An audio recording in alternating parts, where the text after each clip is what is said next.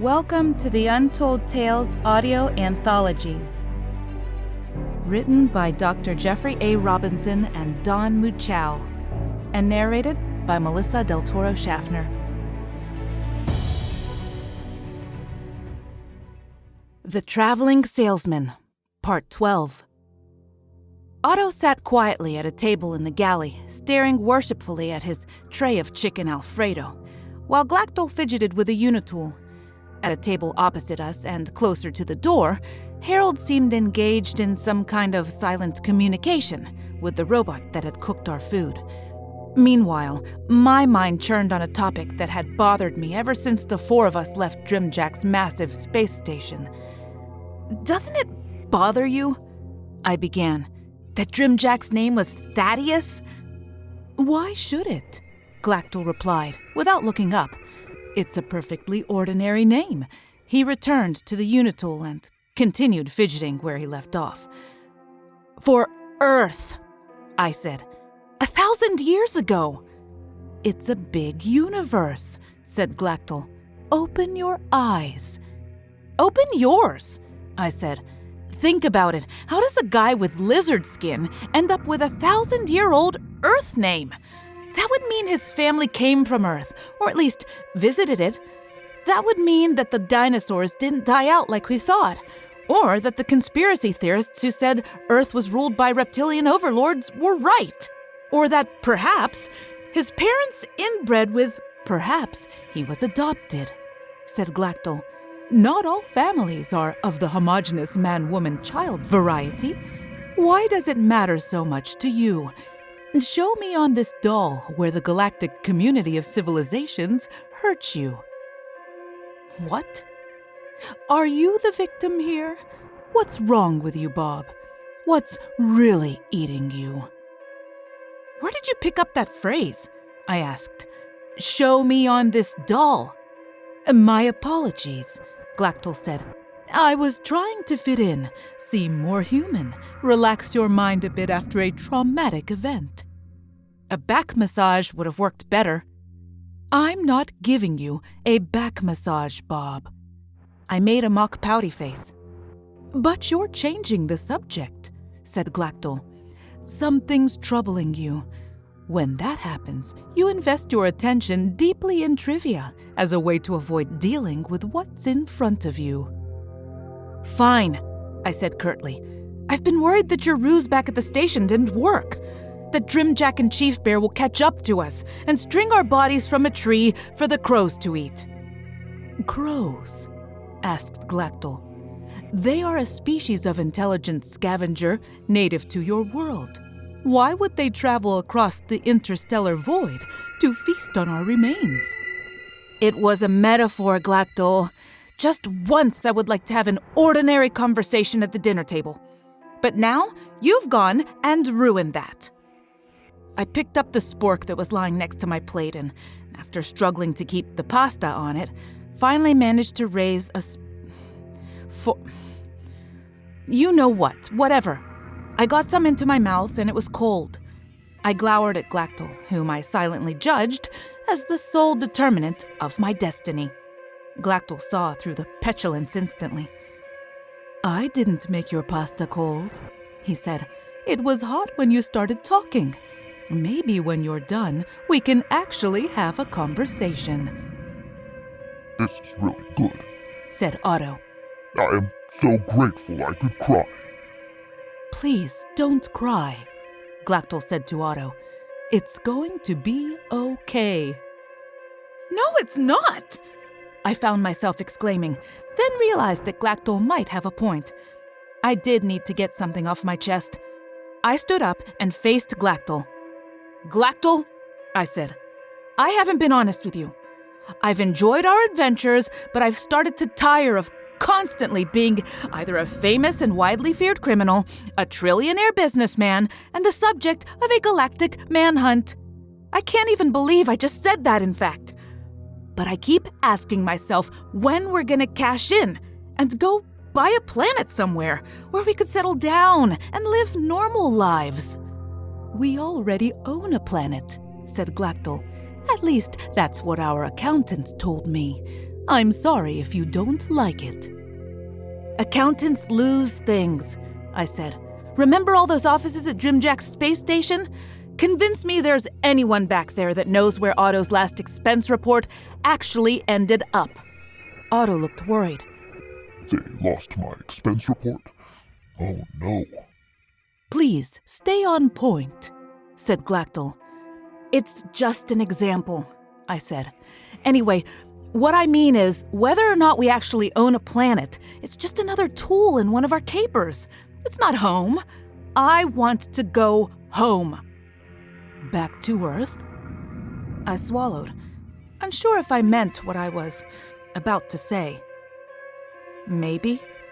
We can take you back to Earth, said Glactyl, if that is your desire. I'm not sure it is, I replied. Besides, it hasn't been the same since the zombie apocalypse and all that stuff you did with the cattle. We did, Glactyl countered. Don't throw alien cattle probe tropes at me. It's racist.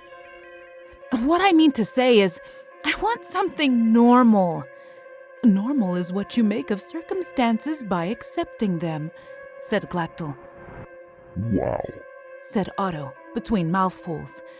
That's profound. What philosopher is that from? Me, said Glactyl. I was trying to shut you up.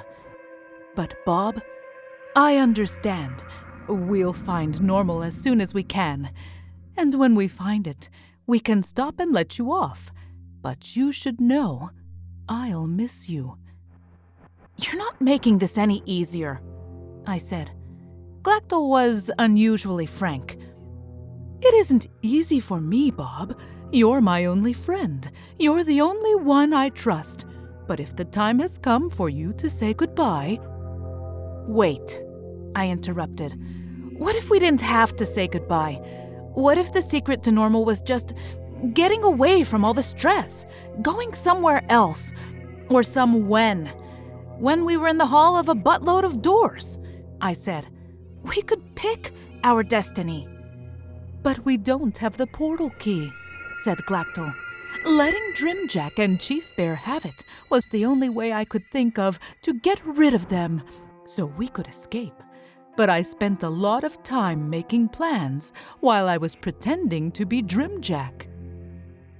Like, what kind of plans? I asked, with obvious disbelief. He was always telling me how he had plans when he was just faking it, with no clue what we were going to do next. Well, he replied with a grin, with access to all of Drimjack's files and systems, I was able to access his private files and discovered a few things of great importance. Like what? I asked again. Really, give me something specific. I wasn't going to let him get away with just saying, "Trust me." Okay, first of all, I found something of incredible value, a treasure of such magnitude that it could purchase not just multiple planets, but multiple star systems. I started to say something snarky and then paused. Glactyl was beaming proudly, and I realized this wasn't just idle bragging. He had found something important. Do you know what a Nova Core is? Not really. I've heard the term, but don't really know. What is it? Harold promptly answered, saying, A nova core is what's sometimes left behind after a supernova explosion.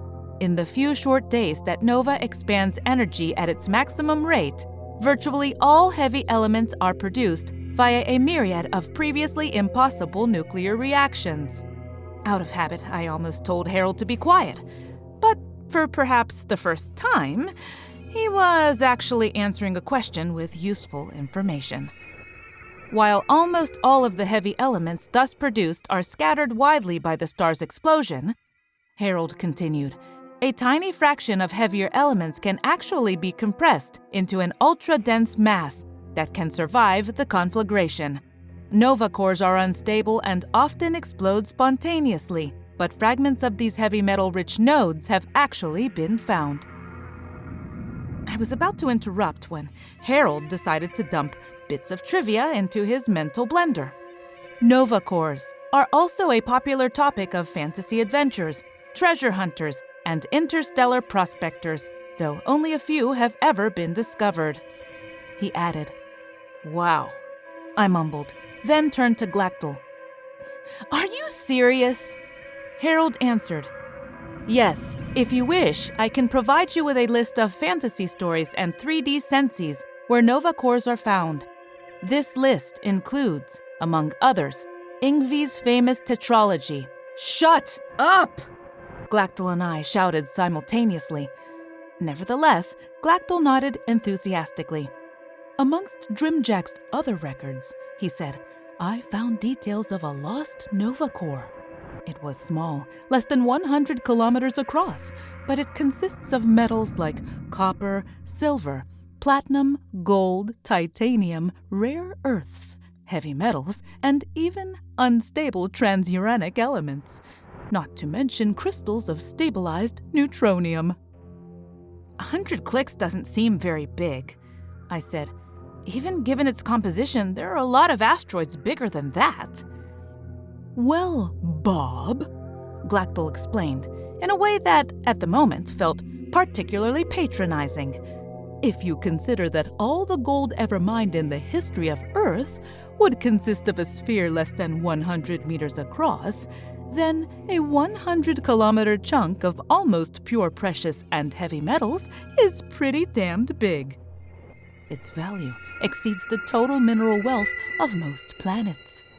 This nova core was estimated to contain more concentrated wealth in one rock than is available for mining in most star systems. Anyway, it's been lost for more than 800 years. The location or the thing itself? Both, until now. Does it have a name? I asked. Or is it just called something like giant hunk of metal? It was called Tarat Novar, said Glactyl, which means the gem of heaven in some archaic language. I forgot which one. You said it was lost, I replied. How can you lose something that size or that important? Ah, well, said Glactyl, that's a long story, but to keep it short, the original owners didn't want to haul it across multiple light years to process it, so they decided to teleport it to its destination. Teleport? Yeah, they were supposed to create a matched pair of wormholes and push the rock through it. It would disappear at one end and reappear at the other. Unfortunately, they had never created a portal that large, and the portal collapsed as soon as the rock entered it. Or maybe the radioactive nature of the rock disrupted the portal. I don't know. No one knows for sure. Anyway, the engineers figured the rock popped out somewhere else, and although they searched for it for decades, they never found it.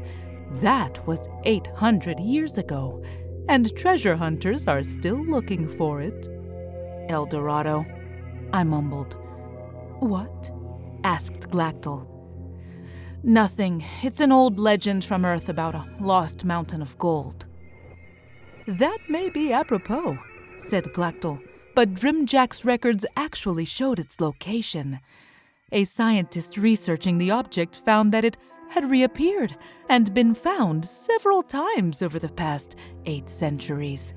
On one occasion, they even managed to get a few 100 pounds of the material from the core surface.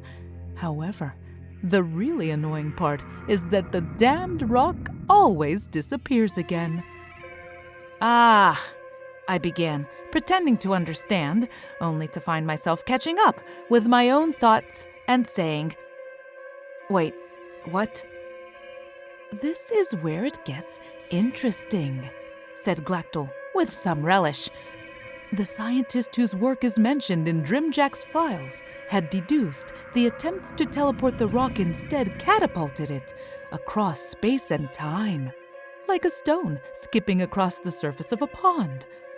Fortunately, his calculation showed where it would finally stop. It would reappear at the edge of a distant nebula whose location is not too far a journey from our present location. The only problem is that we aren't quite sure when the Tarat Novar will arrive there, so we might be way early or way late. In any event, the scientist reported it to his sponsor, a firm working for Drimjack, and shortly thereafter the scientist mysteriously died. For some reason, Drimjack kept its discovery secret. I can imagine, I said. So what are we going to do with it? Mine it? Harvest the precious metals? I wish, said Glactyl. It would make us two of the wealthiest people outside the core worlds. But it would take decades to mine the rock, a fleet of ships to transport the refined ore, a small industry to distribute and sell the commodities, and far more resources than we have in order to defend it from greedy pirate fleets and nearby star systems. So what will we do with it instead? I asked. Sell it? Exactly, said Glactyl. All we need to do is find the right buyer. I figure that with 10% commission, we would garner more than 1 trillion galactic credits. We would never have to travel again, and we wouldn't have to get our hands dirty with the thing itself. Here we go, I said. What's the catch? We have to be very careful, said Glactyl. There are people who would find it much cheaper and easier to simply kill us and take the information. We have to remain anonymous, and we have to find the right buyer, or buyers, before they find us. And your plan is to create a fake identity, replied Glactyl. We will present ourselves as a team of negotiators, or one of many groups who are seeking on behalf of the purported real sellers, serious buyers who might want to acquire the location of Tarat Novar. After we gather enough investors, we sell off, or auction off, the location of the prize. The buyer's payment will pass through a series of fake bank accounts where we can access the funds without anyone discovering who we really are. That's great, I said. But you said you discovered a couple things while rifling Drimjack's private files. Yes, but that was the important one. The other is interesting, but not as valuable. What? Well, I found out who Drimjack really is, and where he came from. I felt my eyebrows furrowing, which doesn't usually happen, and found myself reaching up to get a feel for what it looked like to other people. It was disgusting, like a flesh caterpillar. I instantly changed my expression to that of a more academic curiosity, but I was still concerned, and it must have still showed. I figure he was just a run-of-the-mill mob boss, I said, as if there is such a thing. Stereotypes are dangerous, said Glactyl. They can be used against you. I know, I replied peevishly. You haven't let me forget that all day. But anyway, regardless of that or any other prejudices I may accidentally commit and forever learn to regret, what's so damn special about Drimjack's past? Well, he apparently appeared out of nowhere about 40 years ago. He was already quite rich and powerful and quickly took over the Bentuzi cartel. His private files indicate that he came from a civilization called the Haloth Zulti. Huh. I've never heard of them. Well, maybe not, but you know about them, said Glactyl. There are 2 interesting things about them. First, they're who created the Unitool. Second, they're an ancient civilization that predates the Zil. Interesting, I said. But if they vanished 1 million years ago, how'd he get here? The same way we did. Time travel. Wait, I said. I still don't get it. Why would Drimjack pick here and now as his destination? Glactyl's eyes narrowed as if he were about to do a big reveal, which incidentally, it turns out, was exactly what he planned to do. "What do you know about time travelers?" he asked slyly. I thought for a second and my eyes grew wide. The men in black, back on Earth, the ones who came and watched the almost zombie apocalypse that we triggered there? Yes, exactly. Apparently the Holoth Zulti discovered time travel 1,000,000 years ago, and since then have ensured that no one else ever gains that capability. They are indeed the men in black you met back on Earth. So, let me get this straight, I said. So, Thaddeus Drimjack, the Lizard Man, is the progeny of an incredibly advanced and ancient time-traveling civilization that blows stars up for fun and creates interdimensional portal keys as a hobby? Fuck. There are many things wrong with what you just said, replied Glactyl, some of which are prosecutable on more civilized worlds. But in essence, yes, Drimjack's race created the Unitool. Drimjack's race has been watching our adventures ever since Earth. Drimjack's name was well established on Earth many decades before I even met you. So, no wonder he recognized the Unitool, I said. Glactyl was smiling so hard that he was showing all his teeth, which I found a bit unsettling. That also means that one of the functions of the Unitool might be time travel. Wow, I muttered. So is it? I don't know, said Glactyl. I found the instruction manual, but there are more than 10,000 different functions, and the directions aren't indexed. If the Unitool does have that capability, I haven't found it yet, but there is no reason to doubt it is one of the functions. If so, I need more time to determine its method of operation. Wait, I stuttered. If Drimjack is a member of a race of time travelers, then why is he here, in this time? Well, said Glactyl, from what I read in his notes, when the men in black have a falling out or a problem with people disrupting the time stream, they don't kill them. They simply exile them. They drop them into some random time and place and leave them there. Apparently, Drimjack was exiled to this century, and with his knowledge of ancient history or future history, he became successful and rose through the ranks until he was in charge of the Bentusi cartel. Jeez, I said. It explained a lot. I waited, but Glactyl had grown silent. Finally, I pressed him. All right then, so what's the plan to sell this rock? First, said Glactyl, we have to go to a planet called Centrex. It's the financial center of the core worlds. We will have access to an account there that I set up while pretending to be Drimjack. But don't worry, I erased all record of the fundraiser after I created the account. Then we'll create a new identity for our mysterious seller. And then we'll assume new identities and set up an auction to a very select group of potential buyers. Fortunately, Drimjack planned ahead and had a dozen fictitious people created that we can use. The seller will be a persona called Gaspar Poe. Next, we'll hire about 20 other agents who will act as two-man teams of negotiators to approach prospective buyers. They'll seek out and solicit some of the most powerful and important people in the galaxy to participate in our auction. Lastly, we'll have to show proof of our story before we can sell the location. How do we do that? Well, did you see that large box that I brought on board? The one that was black and about 20 centimeters across? It's a heavily shielded carrier that contains small chunks of the Nova Core gathered the last time the Tarat Novar reappeared. Our negotiating teams will provide samples to prospective buyers to confirm the authenticity of our story. That should be sufficient to establish our bona fides. Then we sell them the rock or its location, or whatever, right? Technically, no. We get them to believe they are buying it. Ah, so this is a scam, I said. I should have known.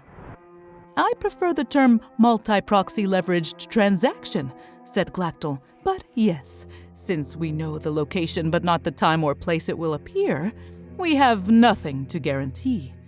Remember, it's still skipping through time and space. So, I said, we're telling them the truth about the location, but it might not show up for a few years, right? Centuries, perhaps, said Glactyl. Anyway, we need to seal the deal and disappear before they find that flaw in our story. So, as I was explaining, we'll pose as 2 members of one of Gaspar Poe's negotiator teams. But we play dumb.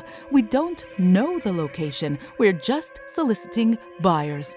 If anyone suspects that we know the location of the Tarat Novar, they'll kill us, cut off our heads, and scan our brains for the information. Okay, you convinced me. Let's get started with it, but this one's the last scam, and then I get a long vacation. Fair enough? Sure, said Glactyl. Oh, and one last thing. We really do need to wrap this up as soon as possible.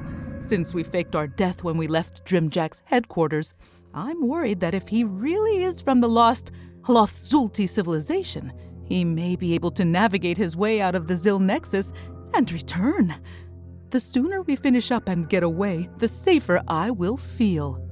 Glactyl didn't usually worry about such things. The fact that he was doing so now didn't inspire confidence. But what other choice was there? It was then that Otto finally spoke up. So, what do I do? He asked. The question seemed so simple, so innocent, and undemanding that it made me wonder about Otto's past. Somehow I felt sad for him, and like I wanted to give him a hug, but it probably would have burst him into tears. You, Glactyl said to Otto, will be my personal bodyguard. Your job will be to kill anyone that tries to hurt either of us. Got it? Yes, sir, said Otto gleefully. I can do that, sir. Oh, I added, you'll also need to keep him quiet, I said, pointing at Harold. Mr. The llama is a quadruped over there? Sir, yes, sir, responded Otto. And for a moment, I actually thought he was going to salute. Glactyl and I arrived at an extremely high upper-class establishment called the Barking Hordle. I didn't know whether hordles barked normally, or if so, what it was supposed to mean. So whatever play on words was going on, it went right over my head. As we reached the top of the tall, wide staircase, I gasped. The room was the size of a huge sports stadium and was filled with at least a couple thousand people who were gathered in hundreds of small groups around strange machines that filled the air with noise and bright, multicolored flashing lights.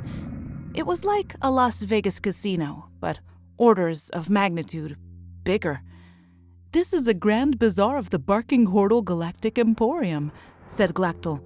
It is the oldest gambling establishment in the core worlds. What began as a small gambling den now covers the entire planet. What you see here is just one of the main gaming rooms, but there are hundreds more like it. I stood in awe of the spectacle before me. You said it covers the whole planet? Yes, the entire world is devoted to gaming and gambling. You can participate in any type of game and bet on virtually anything.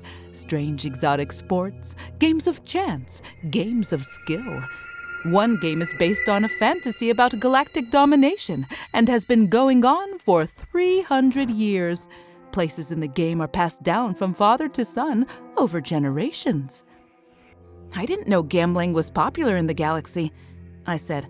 Oh my, yes, replied Glactyl, especially amongst the rich and powerful. One continent in the southern hemisphere is entirely devoted to war games, but the games are very serious. There are battles with armies of mercenary soldiers who will fight with swords, blasters, or any weapons for a price. The gaming authorities host games using tanks, drones, and robotic warriors. They even have battles at sea with every type of ship conceivable.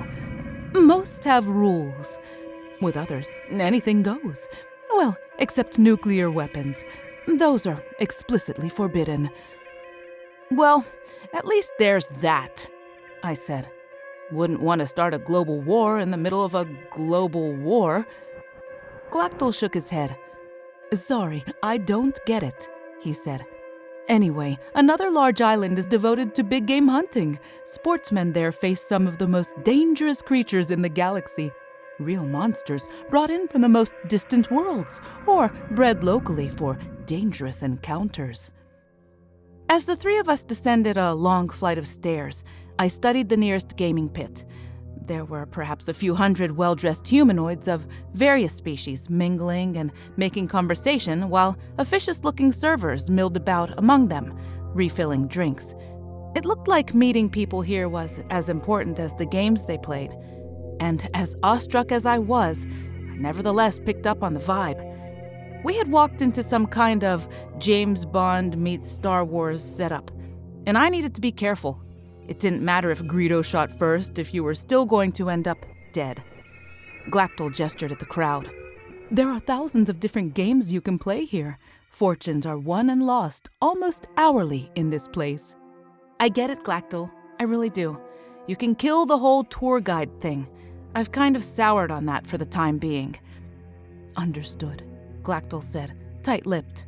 Which was saying something since he didn't really have noticeable lips, and if he had, I was pretty sure they were already tight. We paused on the steps and studied the gathering of rich and powerful patrons gathered nearby. My eyes were drawn to a particularly loud and gregarious individual whose very presence seemed to demand attention. People huddled about him, and standing next to him was a voluptuous female of a feline species that I was not familiar with. Come and mingle, said Glactyl. We need to introduce ourselves and be seen. However, before we could introduce ourselves to anyone, the alien woman turned and approached us. She was dressed in an exquisite, tight-fitting red gown that looked like she had been poured into it. Walking directly up to me, she leaned close and sniffed me, smiling as if she enjoyed what she smelled. I know who you are, she whispered. My heart skipped a beat and a chill of fear raced up my spine. Had we been discovered so quickly? Trying to play it cool, I replied, Oh, you think so? Yes, she said, almost hissing at me. You are two of Gaspar Poe's agents. He is selling the location of the Terrat Novar at an auction tomorrow night. I nodded knowingly. So how would you know that? I asked. Because one of Gaspar's other teams tried to invite me to that auction, but I am too busy, so I declined. Ah, I said, trying my best to act like a suave, sophisticated intergalactic man of mystery. And yet, here you are. I know more, she said, purring gently. Then she reached out and touched my throat. I felt claws in her fingers extend as she grasped my neck. I also know that you two gentlemen are grifters. I can tell just by the way you size up a crowd. That man you were just studying is taken. The mark is mine. I've been working with him for 2 weeks. Leave now if you value your well-being. Wait, said Glactyl. You are correct in your assumptions. Glactyl continued. We do work for Gaspar Poe, and we do have other skills that might be advantageous in a place like this. However, we are not interested in your mark. There are far too many ample opportunities in this venue for us to intrude in on your turf. Still, it might be worthwhile to chat. That is, if you would render the courtesy of unhanding my companion. Can I kill her now? Asked Otto, as he pressed the plasma pistol against the woman's back. Hissing, she released me as her claws retreated. I raised my hand to my neck, touching a single drop of blood where one had touched me. This lady means business, I said to myself. I tried to swallow, but my throat was dry. Smiling, she addressed Glactyl. My name is Vecna, and I might let you buy me a drink later. Perhaps we can talk. You might even prove to be useful. Meet me at the main bar in an hour." Then she turned and sashayed her way into the crowd. Walking up to the next large, loud man that I had noted before, she slipped her arm around his and put her head on his shoulder. He patted her gently, but continued telling some long, drawn-out story to people around him who pretended to be enthralled. Since he wasn't all that interesting, I concluded that he must be very, very rich. As Glactyl and I slowly watched, she turned her head and smirked with a very predatory smile. Swallowing awkwardly, I whispered, "What the fuck was that?" "That," said Glactyl, "is a world-class hustler, my friend, not unlike ourselves." "I thought she was going to rip my throat out," I said, rubbing it. "There wasn't a real problem," Glactyl said reassuringly. "She was just marking her territory. Hers is a rather predatory species and is not one to be trifled with." "Yeah, I could tell. So, what do we do now?" "Well," said Glactyl, "since we have more than a day to kill before the auction, I suggest we entertain ourselves." "Like what? Gambling? I don't recognize any of these games." "Actually, I was thinking we should learn more about Vecna and her mark." "Why?" I asked. "What are you thinking?" Glactyl's eyes narrowed. "I'm thinking we might find out what she's really after, and maybe we'll con that con woman and take her target after all." For a moment, I thought about the implications of that and remembered the feel of her claws on my neck. "Very well," I said. "But if that's what we're going to do, I think I could use a really strong drink first." As I made my way toward the main bar, I turned and glanced back at Vecna. She was surrounded by several men, who were all vying for her attention. However, as I started to turn away, she saw me and winked at me. I nearly stumbled then, but recovered and hurried my pace toward the main bar as Glactyl laughed and followed.